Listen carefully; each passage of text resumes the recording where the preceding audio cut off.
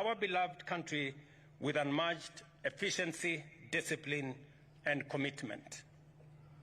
The KDF has remained a shining symbol of professionalism and integrity, not only in protecting our sovereignty, but also in driving the very transformation of our nation.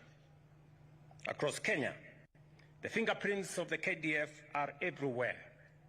You have built roads that connect communities and open new frontiers of opportunity. You have supported the construction of hospitals and schools that give life and hope to our people. You have played a pivotal role in iconic infrastructure projects such as Talanda Stadium, embodying our belief in talent, excellence, and national pride. In the North Rift, your courage and discipline have restored peace and order, allowing families and businesses to thrive once again. Our soldiers have also been instrumental in disaster response, medical outreaches, and environmental conservation efforts such as tree planting, all of which strengthen our national resilience and defense. We shall continue to harness the skills and expertise of the Kenya Defence Forces in nation-building projects, whether in housing, manufacturing, innovation, or national infrastructure. And I'm very proud that finally we will have the Ulinzi Construction Company that will have all the capabilities for us to have KDF undertake construction of roads, bridges, houses, especially in difficult areas of our nation. I have committed to the KDF fraternity that the government of Kenya is going to put at their disposal all the equipment necessary for us to realize this vision, because we want to establish bases in some of the difficult areas in Kenya, in Turkana, in West Pokot, in northern Kenya, and many other areas that are of necessity to be able to protect our country. We shall also continue to deepen defense cooperation with regional and international partners, strengthen our interoperability, and enhance intelligence gathering. These partnerships not only improve our mission readiness, but also elevate Kenya's role as a responsible and respected member of the international community. As President and Commander-in-Chief, I am proud of what you have achieved, not only because you serve with honor, but also because your work gives life to the government's vision of a transformed and prosperous Kenya. You are builders of the Kenya we dream of, a Kenya that is modern, united, secure, and full of possibility. To the men and women of the Kenya Defence Forces, your patriotism, discipline, and professionalism inspired this great republic. You remind us that Kenya's destiny will not be achieved by half measures, but by total dedication to duty and to one another. As I said, we must believe in God, we must believe in ourselves, and we must believe in our country. It is the ingredients that will inspire us to move this nation from a third world country to a first world country in our lifetime. With the example that has been set by the Kenya Defence Forces, it expands the horizon of possibilities that can be achieved by our nation, Kenya. KDF has served in the international community in the peacekeeping missions around the world with exceptional excellence. They remind us that that excellence in our soldiers, in our military personnel, exists in every Kenyan. And therefore, we must never settle for the average or the ordinary.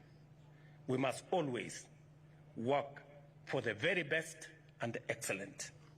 That is how we are going to move this country to the next level.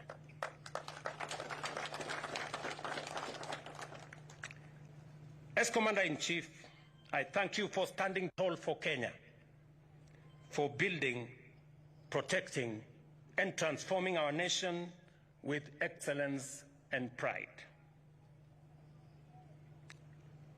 As I donned this Commander-in-Chief uniform today, it reminded me of my early years as a pupil, actually, in Kamagut Primary School just next door. In 1979, when this base was set up, I was a standard 6 pupil. Today, with a lot of pride, I saw the choir from St. Mark, my village mates,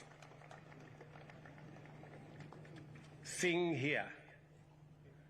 And they were singing about the Commander-in-Chief. I don't know whether they knew who that was. And with, again, a lot of pride to see the development that has gone on in this institution and the great strides that have been made by not just the 9th Battalion, but the Kenya Defence Forces. Congratulations on all the positive steps that you are making to secure our nation.